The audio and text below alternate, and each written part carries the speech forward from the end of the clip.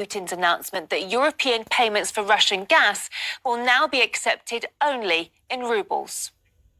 I have decided to implement a set of measures in the shortest possible time to transfer payment for our natural gas supply to unfriendly countries into Russian rubles. That is, to abandon the use of all compromised currencies.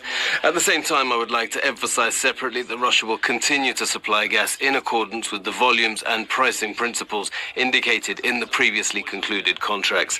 Unlike some colleagues, we value our business reputation as a reliable partner and supplier. Russian President Vladimir Putin has essentially ordered all payments for Russian natural gas being shipped to what he called unfriendly countries to be made in the Russian ruble. In the past, payments for Russian natural gas have overwhelmingly been made in US dollars, but with the recent unprecedented level of sanctions that Russia's had to contend with, this can really be considered part of Moscow's response to all that. Putin specifically mentioned that overall trust in foreign currencies had fallen, specifically after a number of countries had illegitimately frozen Russia's overseas assets. Over the past few weeks, a number of Western countries have taken illegitimate decisions on the so-called freezing of Russian assets. The collective West has essentially ended the reliability of its currencies, crossed out the trust in these currencies.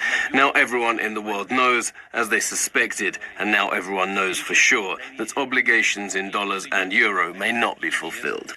To be honest, in comparison to what Russia could have done, basically turning off the natural gas taps in Europe, the decision it decided to take is actually quite reserved. And it's also having the double effect of actually strengthening the Russian ruble, which significantly depreciated in value, of course, in relation to the dollar and the euro and the pound after these sanctions that I mentioned earlier were taken and leveled against Russia.